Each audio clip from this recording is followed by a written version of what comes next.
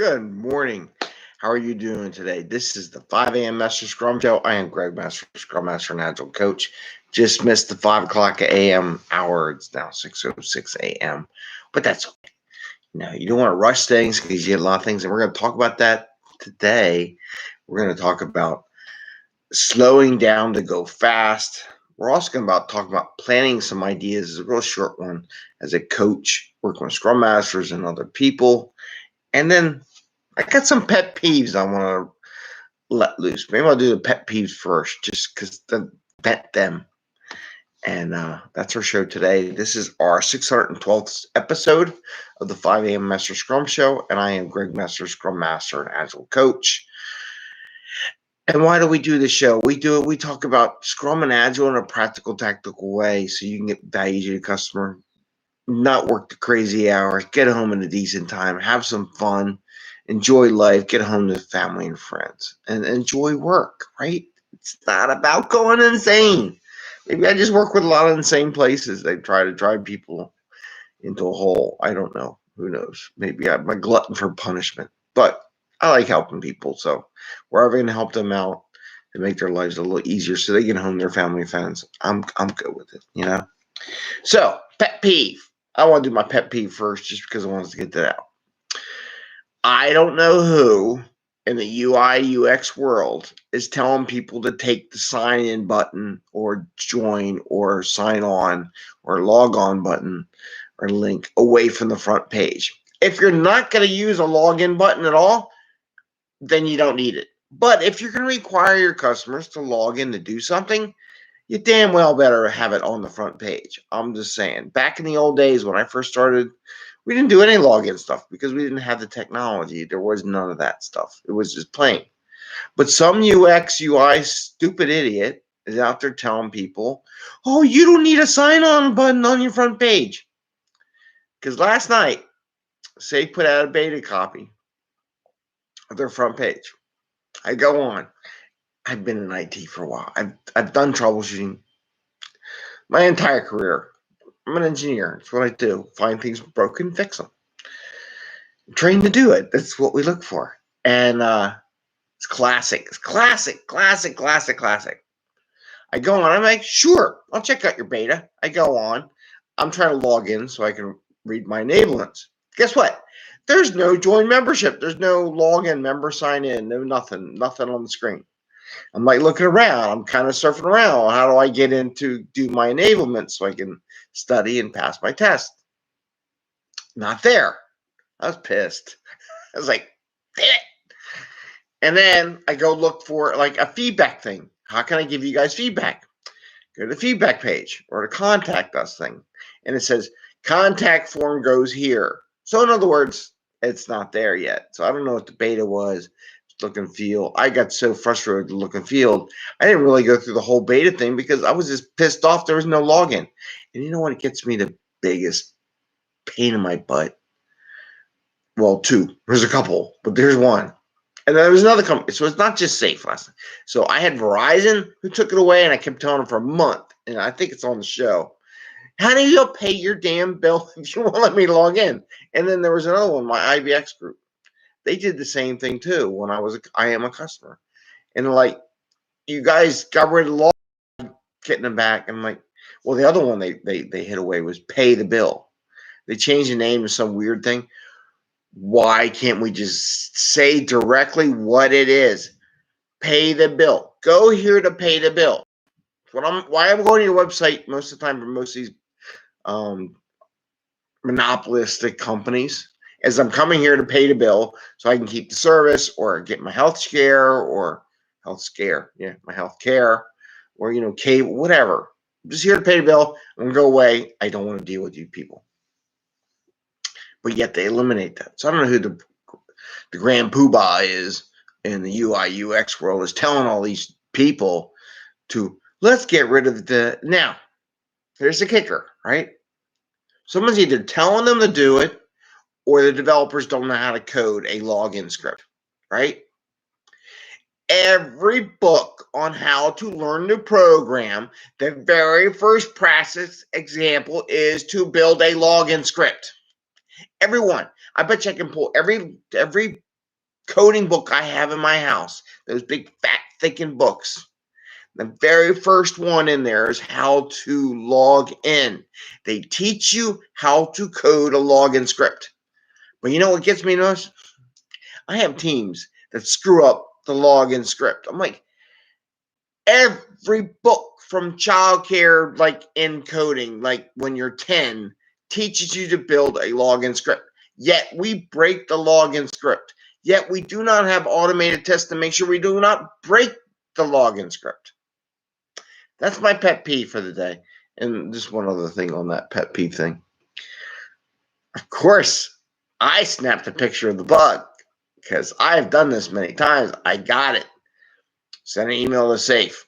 Email comes back. Wait till they get my response on the feedback. I don't think they're going to want to send me back. Oh, well, we see the membership form. I'm like, really? Are you on the beta? The one you all sent me to go look at? So she sent me, or the person sent me, a picture of the membership form on the screen. Like I'm an idiot. Like I'm a fucking idiot.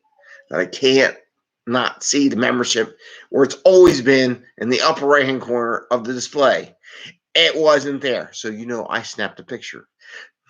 And they're like, I love it when they try to say, and I appreciate it, but I also get pissed. They sent me a picture. Oh, it's here. It wasn't on my screen. So I sent back the thing. It ain't on my screen with the beta. Love people. Anyway, I guess I don't rant for 5 minutes. That's terrible. I just sucked up. See, that's what happens. This is why you do not have these. You have the time boxes tight, like we talked about yesterday. You don't have these side conversations because it'll go off. All right. So I'm done ranting. Please make sure your sign on button is on your front page. That's the PSA for the day. Or you're going to have someone like me. Okay. So with that, I'm going to go talk about slowing down to go fast. So during that session, I think it was with Tim Ottinger. Now they all become a mix when I go to too many of these meetups. And in there, he talked about slowing down to go fast. And they did a lot of study because he was talking about, and this is why he likes the mob programming. The mob programming eliminates handoffs because everyone's there. Everyone you need is there. Everyone from every part of the organization are in your mob to solve the problem. So what he's saying is that if you slow down, and one of the biggest costs are bugs. Like, for example, you ran a bug, or you wrote your code, you sent it off to a tester, they found a bug. That bug then goes through a cycle, whatever it could be. It could be a week long. I don't know what their backlog is for some other group to do testing and find bugs. They find a bug, it comes back to you. It says for another week or whatever to get worked, and then you work it, and then you send it out, and it still has potential for a bug. So his logic is to slow down. Slow down, get some mob programmers together, like the old XP type programming mentality. Look at it, make sure you got it right, and get it right the first time. So by slowing down and getting it right the first time, you're going to speed up the entire process, by the way, which is a very great revolutionary concept. So I don't think it's been around forever, right? Because if we don't review it as many times, the work gets through quicker. If we speed up too fast, we're going to hit a blocker and have to go back and do it again.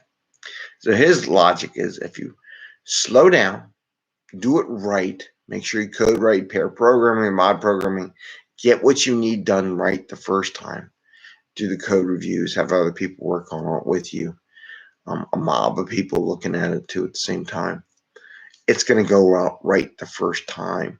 And therefore, there is no more bugs. And he's saying that you can save up to 20% of your time just by slowing down. So by slowing down, you actually get 20% out more work out the door, potentially, based on bugs and the time it takes to do stuff. So, with that known, slow down to go faster. So that's his thing. If I post up the link, I will share it. I like to do the graphic for you. I'll have to do the graphic. But again, slow down to go faster. And you might think, what? Just it's the loop. It's the do loop. My dog erased my little time box. So it's the time, if I kind of were to draw this, and why slow down and go faster. So here's a little developer. Right? And he sends this code out there. Right? And then it goes into a, what's the waiting bin? I'm going to say waiting state. And it's got his code. 1 dots, right? So it's got his code in the waiting bin. And then somebody picks it up. Maybe a tester's over here.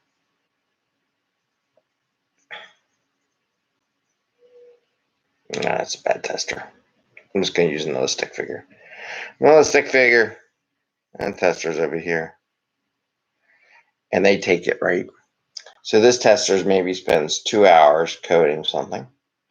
This tester spends 2 hours coding something, right? Problem is, the tester found a bug.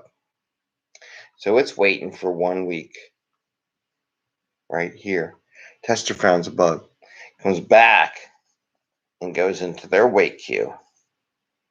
And that's another week, or let's say a week. So if you were to do the value flow of just this operation, right? You spend 4 hours. And let's say it's sat here for, it's a 1 week queue. So it sits for 1 week.